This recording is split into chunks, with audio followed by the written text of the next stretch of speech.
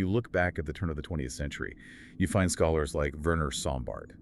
And he proposed this infamous idea that there was an inherent propensity, whether you root it in religion, culture, or even, racial characteristics among Jews for capitalist activity. This idea was highly influential, but also dangerously reductive. It suggested a kind of monolithic, almost preordained role for Jews in global finance. And that idea, that sort of inherent nature, that's something later scholars really had to dismantle, didn't they? Oh, completely. By the late 20th century, the academic focus shifted dramatically to what we would call conjunctural factors. This view basically argued that Jewish commercial success was not due to some innate mysterious quality.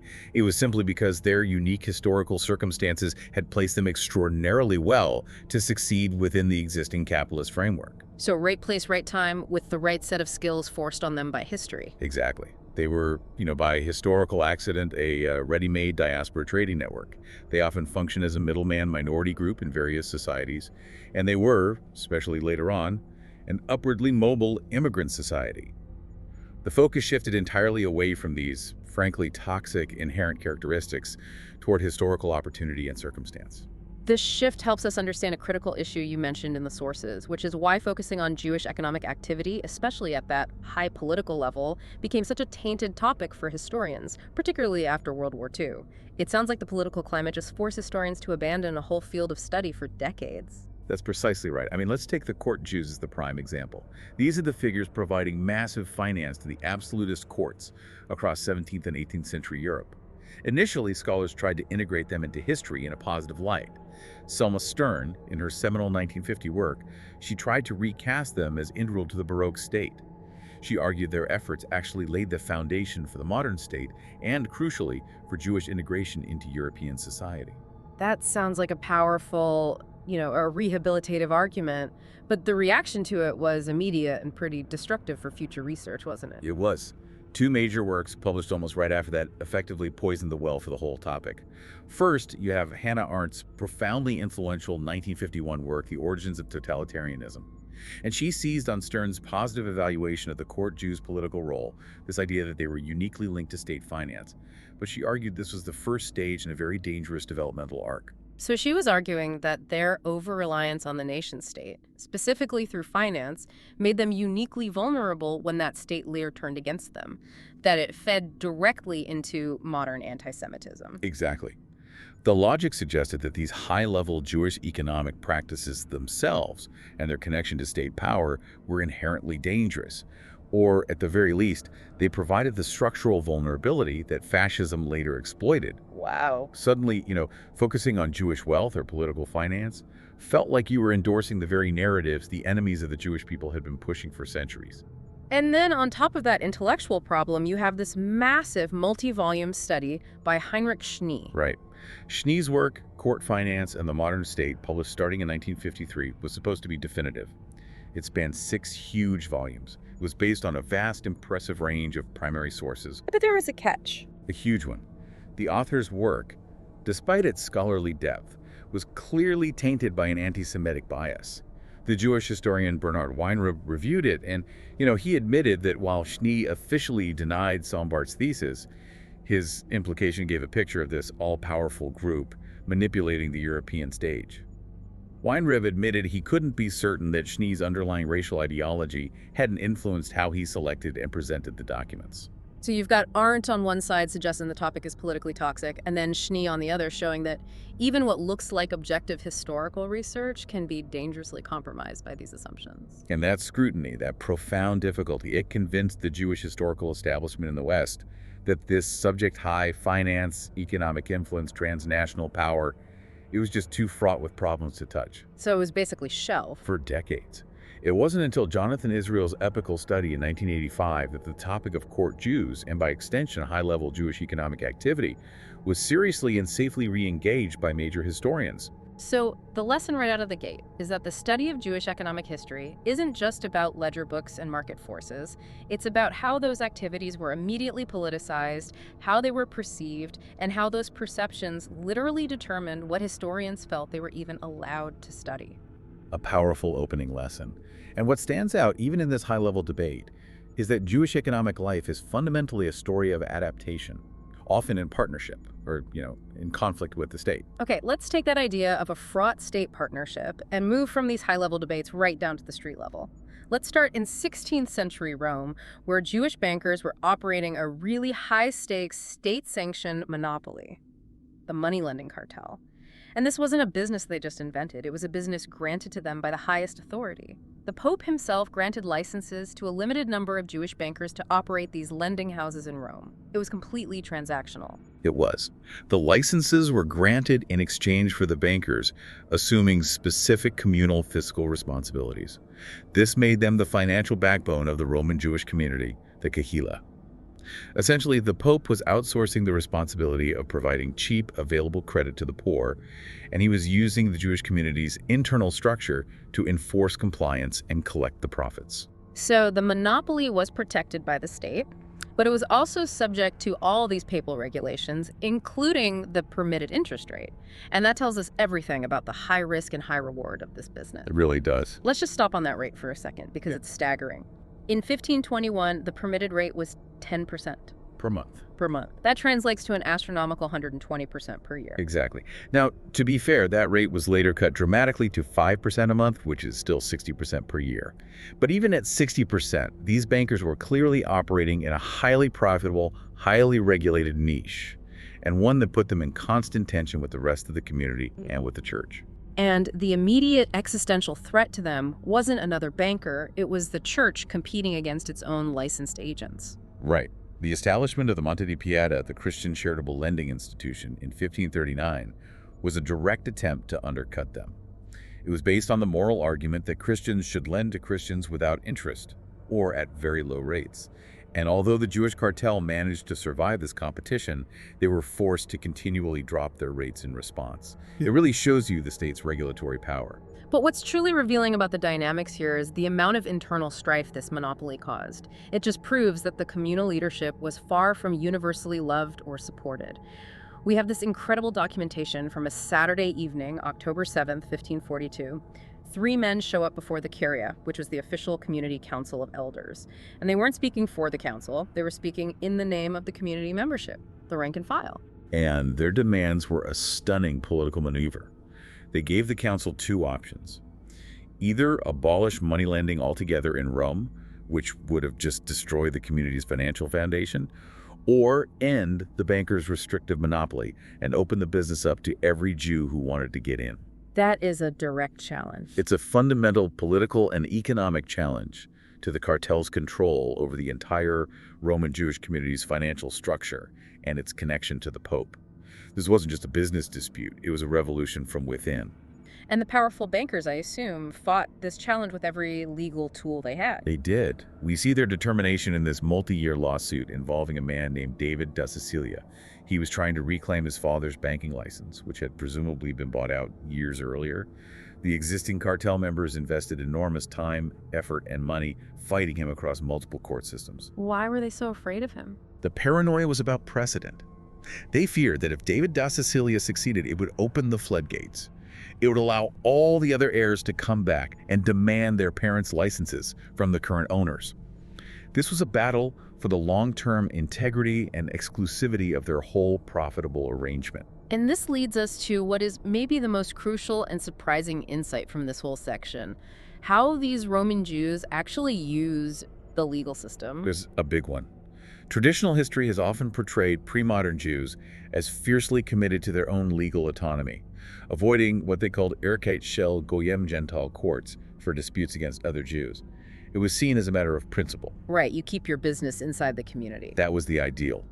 But the sources we have, based on Hebrew notarial records in Rome, show that this ideal was utterly naive when faced with economic reality. The reality was that Roman Jews regularly and strategically used non-Jewish courts against fellow Jews whenever they thought it would give them an advantage. You're kidding, so they'd sue each other in the Pope's court. We have specific, undeniable proof. Take a man named Salomon Korkos. He flatly refused to be judged before a rabbinical court. He insisted he would only respond to a suit from another Jew before a non-Jewish court. Even the wealthy moneylender Joseph d'Arignano refused to have a simple real estate disagreement judged according to Jewish law.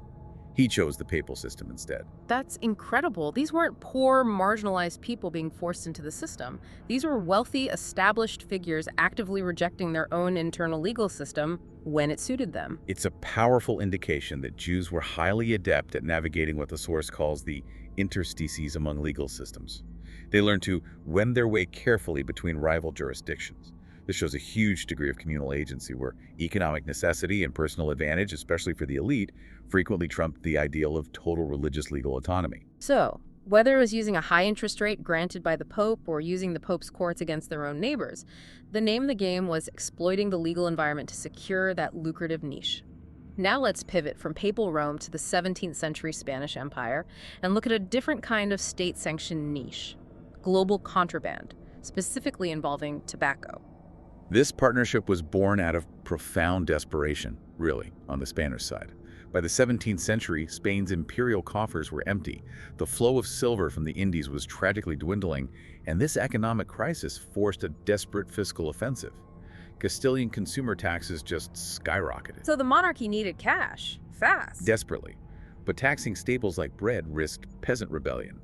So they gambled heavily on taxing luxury goods and vices, and they established a new, highly lucrative monopoly on tobacco. And crucially, this new state monopoly was entrusted to Portuguese New Christians, who are often known to be crypto-Jews. This seems like a massive political risk for the crown, especially with the Inquisition still active. It was a calculated risk. These new Christians were increasingly excluded from formal fiscal administration in Madrid because of the Inquisition's relentless focus on religious conformity. But, and this is the key, they possessed an absolutely essential, far-flung economic network, primarily centered outside Spain and Bayonne, France. So the Spanish needed their network. They couldn't do it without them. The monopoly was a synergy that saved both partners. It guaranteed the Spanish Empire massive revenue in a crisis, an empire in straits, while at the same time providing wealth and a necessary measure of protection to this impoverished segment of the Jewish diaspora. And the scale of this success is just unbelievable. The Spanish treasury was soon extracting more hard currency from the lungs of its subjects than from all its American mines combined. It's incredible, isn't it? By the early 18th century, tobacco taxes were making up about a quarter of Spain's entire net income. But this massive revenue stream was achieved through what our sources delicately call legalized fraud. That sounds like a contradiction in terms. How does a state legalize fraud? Well, the administrators, who were frequently these new Christians, they replaced the expensive, high-quality Venezuelan or Cuban tobacco with much cheaper sorts. These cheaper varieties were often Brazilian or Virginian, and they were purchased illicitly from Spanish enemies like the Portuguese or the British. And then sold at the premium price. Exactly. They sold this inferior product at the same exorbitant prices, resulting in a consumer price hike of about 250%. The state sanctioned the monopoly and the price, which effectively allowed the administrators to pocket the difference in quality control. The fraud itself became institutionalized. So their niche wasn't just trade, it was arbitrage, risk management, large-scale smuggling, all wrapped up in a state uniform. This must have created a unique culture for the young men involved in this. It really did. It shaped what's described as an ideal tripartite itinerary for young men of the trade. And it demonstrates a calculated flexibility between religious environments that really few other groups could manage. So what was the path? The path was clear. First, you earn experience in the border trade between France and Spain, mastering contraband and cross-border finance. Second, you get a profitable tobacco administration post inside Spain, which required adopting a public veneer of religious conformity to satisfy the crown. And then? Third, you retire with your substantial fortune either in France or elsewhere in the openly Jewish diaspora, like Amsterdam or London. So the career path itself required a temporary, calculated return to crypto-Judaism. Precisely. For these new Christians, moving into the Christian environment was a career path. It was often justified internally as a temporary practice, a necessary means to gather fortunes for eventual, permanent emigration to an openly Jewish environment. We have this striking example of Manuel de Silva, who was also known as Joseph Cordovero, a Madrid tobacco administrator. After making his fortune, he arrives in the Venetian ghetto, only to immediately send his freshly circumcised son back to manage his business affairs in Spain. I mean, that is the perfect image of prioritizing economic opportunity. Religious devotion and economic practicality weren't in conflict. They were sequential stops on a lifelong financial plan. And this historical reality drove a profound shift in the anti-Judaic obsession across Europe. The stereotype began to change. It moved away from that ancient medieval figure of the greedy usurer, the moneylender, to the ambitious parvenu, the state-supported inventor of banking and taxing schemes who got rich at the expense of the common consumer. The target became the tax farmer, not the interest collector. Yes. This is exemplified by Fray Francisco de Torrejoncillo, a Judeo-phobic anti-smoker. He offered an early version of this strange but powerful association of Jews with smoking tobacco. The public enemy was no longer the one charging high interest in a pawn shop. It was the one controlling the state's monopoly on vice. The economic activity provided the fuel for a new political critique. Moving into the 18th century, we see the focus shift again, away from these state-sponsored high-level niches like the Roman cartel or the Spanish monopoly, to the necessity of trust and reputation in highly volatile individual transnational trade across Central Europe. Right. When historians first studied commercial success and trade diasporas, they really heavily emphasized kinship and shared ethnicity or religion. The idea was that trust only flowed easily between co-religionists, like with the famous Geniza merchants. That makes intuitive sense. You trust the people who share your community who can be policed by communal pressure. It does, but more recent, more rigorous scholarship has complicated this significantly. Scholars have demonstrated that while kinship and religion were certainly important, commercial success ultimately relied on broader networks of mercantile trust that were not necessarily ethnically or religiously homogenous. So Jewish commercial networks regularly included non-Jews. They had to, especially for international trade. And we need a clear definition here. Mercantile trust is the belief in a positive outcome of future business based on repeated successful transactions. But the real structural enforcement came from the universal understanding that misconduct carried severe economic and social consequences, no matter if the victim was Jewish or Christian. And the importance of reputation, your name and your credit, was just paramount because of the poor infrastructure at the time. Absolutely paramount. I mean, communication across Germany and beyond was slow, legal support across borders was inadequate, and international law as we know it was underdeveloped or non-existent. If your reputation failed, you had no recourse. And this was even more critical for Jewish merchants. Much more critical, particularly in the German states. Yeah. Their inferior legal status meant that commercial failure or even just severe poverty, not necessarily criminal bankruptcy, could easily lead to state-imposed expulsion from the territory. A bad reputation didn't just cost you money, it could cost you your home and your family's future. To really understand how fragile and intensely personal this system was, we need to dive into this multi-year legal battle between Abraham Herschel in Berlin and the Simons family in Amsterdam. It's a spectacular case study of network disruption and internal conflict. The dispute started deceptively, simply in 1754. Baron Simons in Amsterdam accused his own son, Isaac Simons, of embezzling money. But the case quickly became this multi-city entanglement, complicated by Isaac marrying Abraham Herschel's sister, Friederike, without getting the required Prussian state permission. This whole thing dragged on for years, involving lawsuits in Leipzig and the High Court in Berlin. And the central stakes here weren't just the money, it all revolved around the fear of losing credit and name. That was everything. Herschel left Berlin for Saxony at one point, and he spent immense effort trying to defend that move. He insisted in letters and court documents that his departure was not flight, which, for a merchant, was the worst possible crime. It signaled you were insolvent and deceitful. Right. He argued it was a legitimate strategic move to avoid arrest by his dogged enemy in Berlin, Vital Ephraim. And that detail about Vital Ephraim brings in this really complex element of internal Jewish rivalry infecting the official legal system. Yes. Ephraim was the royal jeweler and the head of the powerful Berlin Jewish community. He was a longtime adversary of Herschel's. He had once even reported Herschel to the authorities for the minor infraction of shaving his beard, which just shows the level of petty personal warfare that was possible inside the community. Wow. The sources show that these powerful Jewish leaders, like Ephraim, often took even small issues like slander to non-Jewish courts. They'd bypass the rabbinical system entirely if they thought it gave them an advantage over a rival. Let's consider the immediate damage caused by just rumor and reputation loss. Herschel's mother, the widow of Herschel Abraham, she desperately appealed to the Prussian king in 1754. Her testimony is just heart-wrenching. She complained that the attempted arrest of her son-in-law, involving 5 or 6 soldiers showing up at their house in Berlin, nearly brought the death to her family and business. She feared the complete downfall in their business and credit. because everyone in the city would immediately assume the officials were there because of insurmountable family debts. So the damage from just the appearance of trouble was immediate and often irreparable. Exactly. And this makes the contrast in outcomes between the two main figures even more illuminating. Isaac Simons, despite the lawsuits, the accusation of embezzlement, and actual prison time, he fared relatively well. He later received a privilege as a court factor in Dresden and was repeatedly evaluated by both Jewish and non-Jewish authorities as an honest man. His reputation recovered. But Abraham Herschel, the one who fled, was ruined. His situation was hopeless. After his prison term, he had a generally very bad reputation. He faced official recommendations for expulsion from several territories, and he died poor, leaving his 4 children as orphans dependent on communal charity.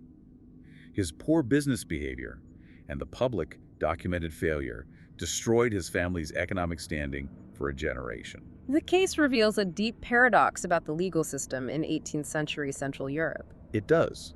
On the one hand, Jewish merchants were clearly at a disadvantage because of state regulations, like needing a marriage permit. But on the other hand, once they were in the commercial courts, they often weren't treated any differently than their non-Jewish adversaries. And both sides successfully pursued their lawsuits by leveraging their specific transnational networks of relatives and business partners across major cities. So the system was fragile, but the successful merchants knew how to manipulate it. At the end of the day, it seems the economic world of the 18th century was less about ethnic solidarity and far more about the reach of your credit and the inviolability of your personal reputation. That emphasis on fluidity and transnational reputation is about to be challenged by the state again. The 19th century brings a sharp change of focus. State-imposed economic control and geographic segregation designed explicitly to push Jews out of central commercial life. Right. In the old Polish-Lithuanian Commonwealth, Jews and Christians had been relatively interspersed. But that changed dramatically after the partitions, beginning in the autonomous Napoleonic Polish entity, the Duchy of Warsaw. And the change was swift and deliberate. It started with an 1809 decree in Warsaw that strictly controlled Jewish residents. Certain central streets and areas, including the Old City, were labeled restricted, ex moenia, which meant they were absolutely off-limits to Jewish residences and businesses. And the stated justifications for this policy are fascinating because they reveal this mix of aesthetic bias and pure economic fear. They cited the indecent state of affairs.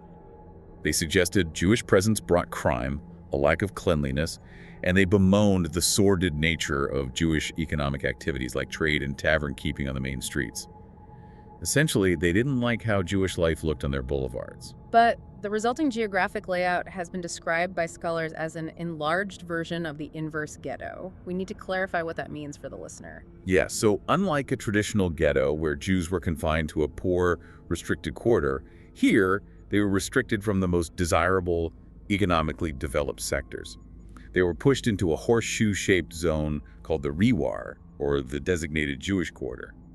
The segregation was less about confinement and more about commercial exclusion. And this policy had a novel feature that makes the economic motivation brutally clear: the exception for the wealthy. Yes, this is the most telling detail. Jewish families could be exempted from these residential restrictions if they met a severe wealth requirement, at least 60,000 zlotys, which was an enormous sum. So there's a price tag on integration. There is.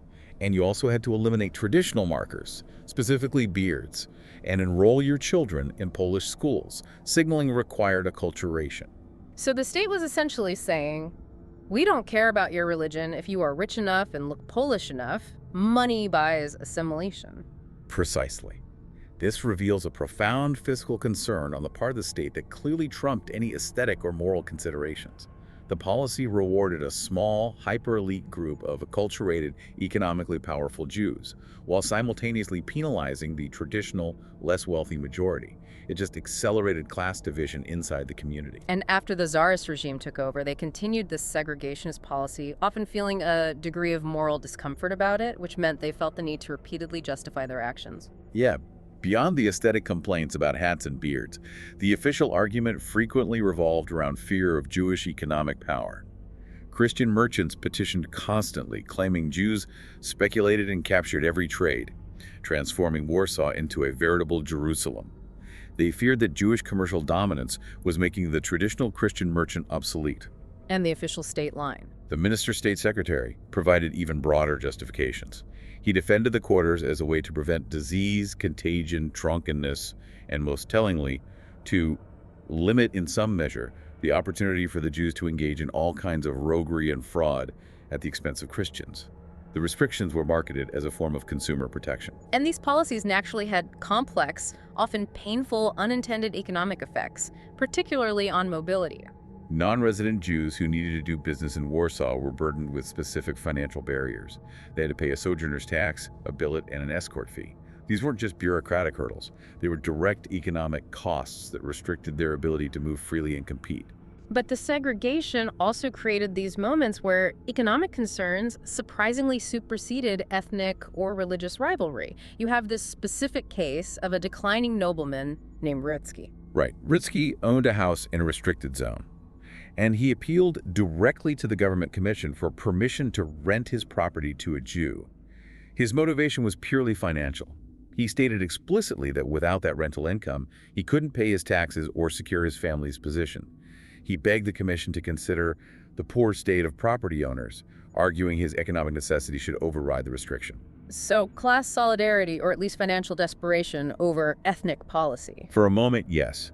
But that brief moment stands in sharp contrast to the reality of internal conflict caused by all this economic pressure. The pressure cooker of segregation sometimes led to the fracturing of ethnic solidarity. We see this unpleasant phenomenon of Jews informing on fellow Jews to the authorities. An example? Here's Alexander Haibuzovich denouncing a co-religionist for having a beard and trading in a restricted area, and he explicitly demanded his expulsion.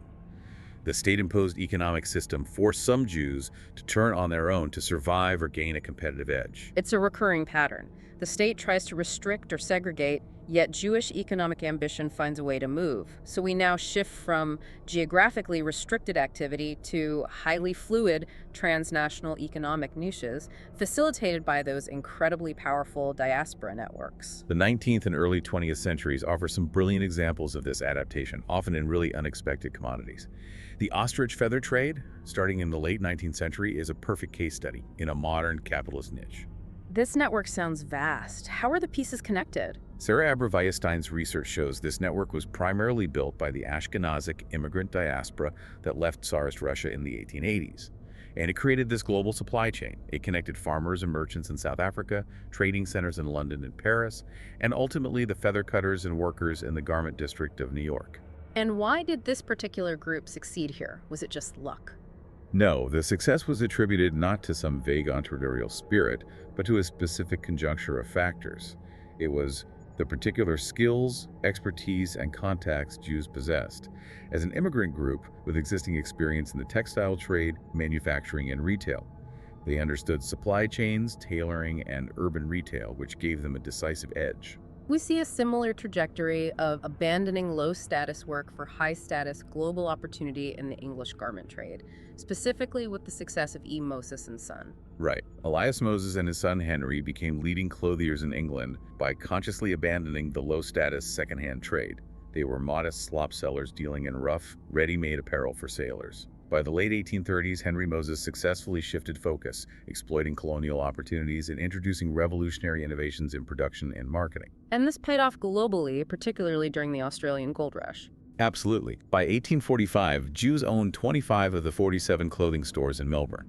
We have records of Moses Benjamin arriving in 1843 with a massive stock, 2,000 pairs of trousers and 8,400 shirts to sell to the newly rich miners. That is vertical integration on a global scale. It is. And Henry Moses's huge success contrasts sharply with his own brothers, who stayed in the modest second-hand trade back in England. What's compelling is the reversal of financial support. Henry's nephews in Australia, despite being sponsored, eventually became so successful that they sent money back to support their father, reversing the typical pattern of migration finance. If the garment and feather trades show strategic niche building based on existing textile expertise, the diamond sector in Antwerp illustrates something even more profound: how an economic niche can actively conserve and strengthen religious tradition. Antwerp became a major center of Orthodox Jewish life in Western Europe, precisely because of its specialized diamond sector. The key was the specific work environment. Diamond cleaving and cutting was flexible in its adherence to state-mandated scheduling. Cleavers could work anytime, anywhere, often at home or in small workshops. Which allowed for strict religious observance. Exactly. It allowed for a life that was strictly observant, adapting perfectly to the requirements of Shabbat and festivals. This flexibility attracted a sizable, well-developed Orthodox religious life, leading to Antwerp becoming this globally recognized center. The economy itself acted as a magnet for a traditional lifestyle. And the power of these transnational diamond networks was absolutely critical in the political and financial reconstruction of the community after World War II. The post-war rebuilding hinged entirely on those connections. The Antwerp diaspora in London, for instance, helped secure the city's status as a diamond center. And crucially, the Orthodox diaspora in New York leveraged its dominant position within the global diamond trade to secure disproportionate financial support from the American Jewish Joint Distribution Committee, the JDC, for the Antwerp community's survival. And the Antwerpians were politically sharp in their negotiations with these global philanthropic bodies. Extremely sharp. Using their powerful connections in New York, the Antwerpians successfully negotiated highly favorable terms with the JDC, including financial self-determination for their local institutions and the freedom to organize things, like an orphanage, according to strict Orthodox standards. They secured these terms even when they ran counter to the initial plans of organizations like the World Jewish Congress. Which was a secular organization. It was. And it eventually just disappeared from the situation, unable to become a major welfare player without those strong Orthodox connections and the economic leverage provided by the diamond networks. And here's the truly fascinating long-term consequence. The economic niche led to a cultural consequence that's almost unheard of in modern history. Orthodox dominance in key positions meant that anyone seeking a business partnership in Antwerp, Jewish or non-Jewish, had to accommodate elements of orthodoxy. Wait, you mean the business rules were dictated by religious observance, even for non-Jews? Yes. The specific rules cited in the sources is telling. A non-Jewish partner can work on Shabbat, but a Jewish partner, even a non-observant one, is not permitted to engage in company business during that time. This is enforced by commercial custom backed by economic power. It shows how economic success, far from requiring assimilation, can become a powerful conservator and enforcer of cultural and religious traditions. From cutting stones to cutting records, the thread of economic niche building continues into the most unexpected of modern areas, the development of the American independent record label scene in the mid-20th century. This is one of the most surprising examples of economic adaptation. The period from, say, 1940 to 1960 saw dozens of independent record companies owned by Jews emerge, specializing heavily in black vernacular music, what was then controversially labeled race music, and later R&B. This truly constituted a veritable Jewish business niche in popular culture. We're talking about the pioneers who built the foundation for rock and roll. Herb Abramson of Atlantic Records, Sid Nathan of King, High Weiss of Old Town, Florence Greenberg of Apollo, and of course, Leonard Chess of Chess Records. And their entry into this highly specialized, often risky business niche often came through classic Jewish businesses that served as functional bridgeheads into the music industry. Tell us more about those bridgehead businesses. These entrepreneurs were often scrap metal or used furniture dealers, where old 78 records were frequently found in bulk lots. Others were involved in liquor and cigarette sales, which gave them close contact with nightclubs and juke joints. Still others ran dry goods shops that sold radios and records. These occupations put them in functional proximity to the music, the performers, and the distribution chains.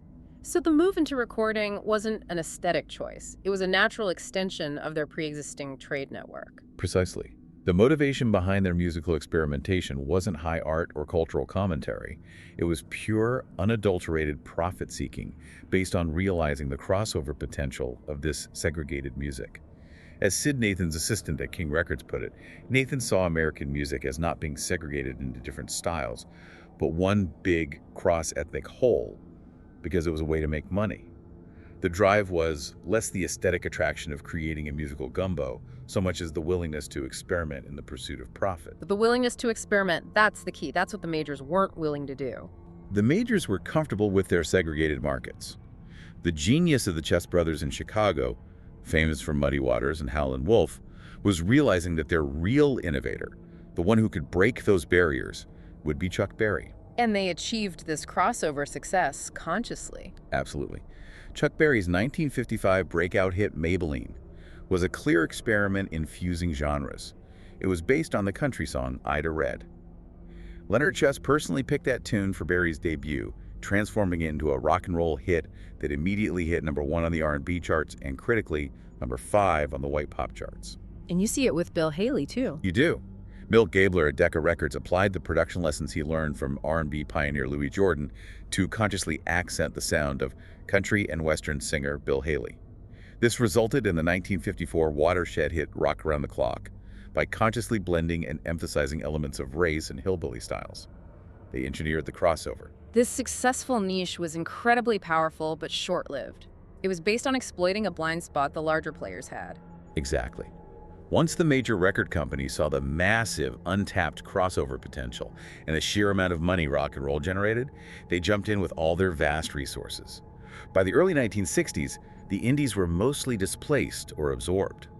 The function of Jewish entrepreneurs didn't disappear, but it shifted dramatically. They moved from being an insurgency of ethnic outsiders who created the new genre to being thoroughly integrated corporate figures running the establishment, people like Clive Davis at Columbia or Mo Austin at Warner Brothers. And the story then jumps across the Atlantic with the British invasion, where Jewish managers played this central mediating role in marketing American culture back to America. The British music scene in the late 1950s was characterized by this frenetic desire to capitalize on the influx of American music.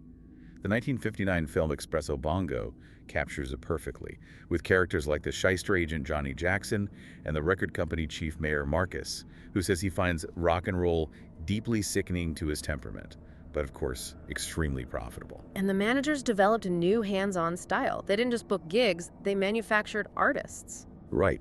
Larry Parnes adopted a Pygmalion-like approach, transforming crude, raw human material into a refined artiste through extensive grooming. He provided the clothes, the haircuts, even a good home to keep the young performers grounded, all to create a marketable image. Which Brian Epstein refined with the Beatles. He did, with their matching suits and polite bows. But the most significant new paradigm came from Albert Grossman, Bob Dylan's manager, who elevated his acts to creative artists of the first magnitude, which marks the transition to the counterculture rock of the 1960s. And critically, there was Andrew Loog Oldham, manager of the Rolling Stones. He was raised by his Jewish mother and stepfather who owned a furniture business, another bridgehead trade. Oldham was keenly aware of the vast American market, and he pushed the Stones to write their own material, which evoked but didn't just emulate their black R&B idols. This originality became the essential precondition for the British invasion of America. The whole thing hinged on entrepreneurial managers understanding and marketing that crossover potential. We end this deep dive by connecting private economic success and diaspora networks to large-scale, politically motivated transnational resource mobilization, a history that also generated intense controversy. We're talking about the rise of the Jewish International between 1840 and 1880. This became a quasi-global lobby rooted in civil society and dependent on Europe's economic expansion and new communication technologies. Now, transnational Jewish solidarity wasn't new, of course. We saw Donia Grossi and Nasi's 16th century escape network. But in the 19th century, this movement underwent a profound democratizing process. It moved from relying solely on wealthy male intercessors, the traditional Shadlanim, to widespread public fundraising efforts, symbolized by the modest pushke, the charity box, being used alongside elite donations. But this newfound public power carried significant political risk. Huge risk. Following high-profile events like the Damascus Affair in 1840 and the Mortara Affair in 1859, Judeophobes reacted with intense fear and rhetoric. And this is where the economic fear resurfaces, isn't it? It just explodes. Adversaries claimed the Jews had purchased the copyright of all the important newspapers in Europe. They called Jewish finance, or das Geldjudentum, a great power capable of manipulating global politics. The economic network, which was essentially a charitable and protective organization, was instantly transformed into a terrifying, secret, world-spanning conspiracy in the public eye. And this generated real anxiety within the Jewish leadership itself. Yes. Ludwig Philippson, the editor of a very influential German Jewish newspaper, was torn. He supported Jewish vitality, but he was alarmed at the hostile response. He feared the formation of the Alliance Israelite Universelle in 1860 would inevitably call forth the most diverse speculations, a thousand suspicions, because of the deep-rooted prejudice against a secret Jewish understanding directed against non-Jews. They knew their own success was inherently vulnerable to political attack. They knew it. And the historical tension leads us directly to the most expensive and high-stakes financial mobilization in modern Jewish history, funding the 1948 Israeli War of Independence. The Yishuv struggle was entirely unique compared to other anti-colonial efforts of the time. Completely. Unlike Vietnam or Algeria, the Zionists had no patron state to supply them. They could only buy weapons, often with cash, like the Czech arms sales, or make their own weapons locally. And fighting the 1948 war was catastrophically expensive. Cost about $300 million in direct costs in the context of a nascent, shattered economy. Israel mobilized its entire internal economy. It extracted almost three-fourths of those costs from its own citizens through loans, heavy taxes, and bonds.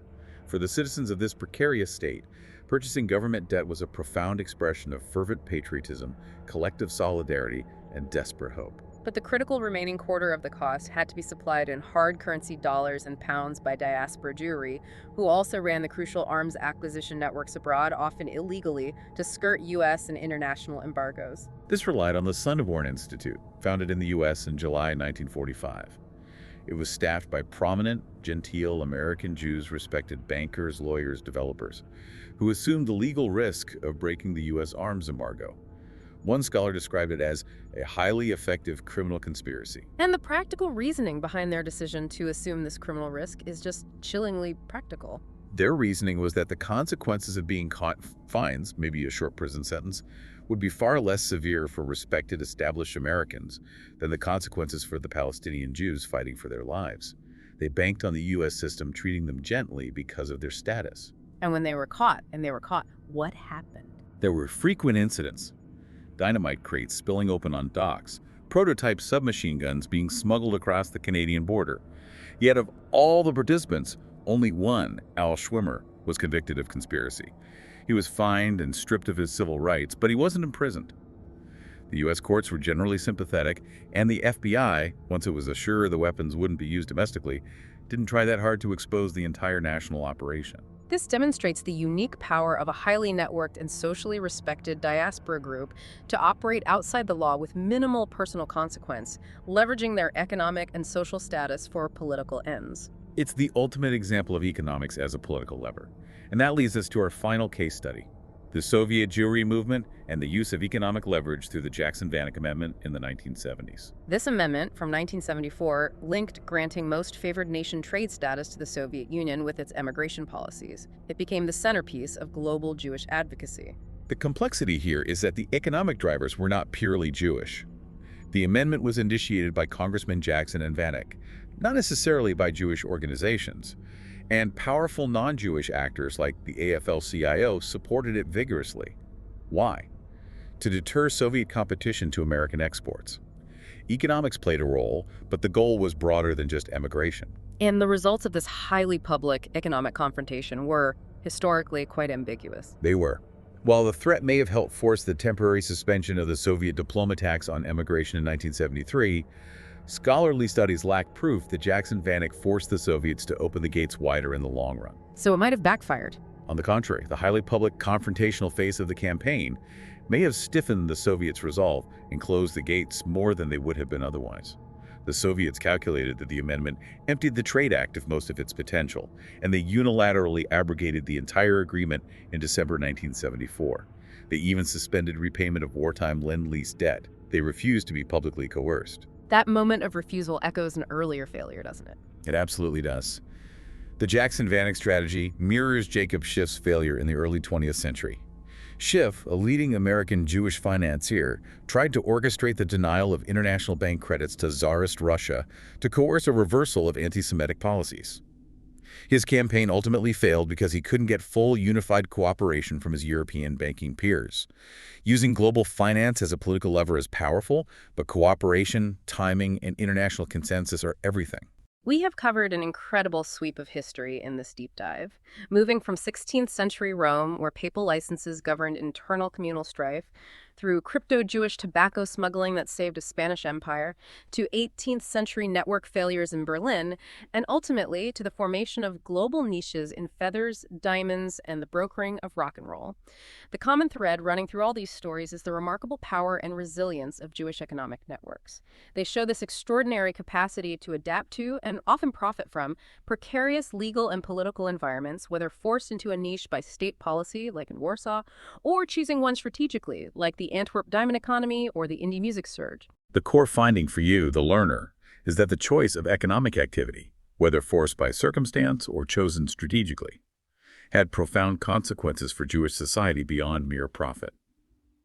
It often reinforced and preserved tradition, as we saw in the observant environments of the Antwerp diamond trade. Or it created intense, lasting internal conflict, fracturing communal leadership, as in the Rome moneylenders' cartel. But the final critical observation lies in the political sphere.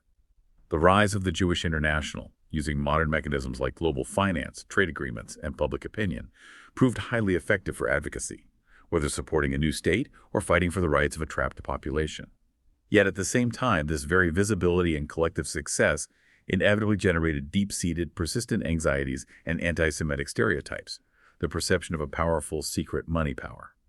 The question this long, tumultuous history raises for you to ponder is this. When a distinctive group achieves collective transnational economic success and leverages that success for political ends, does the success itself inevitably become a political vulnerability, regardless of the group's actual political intent?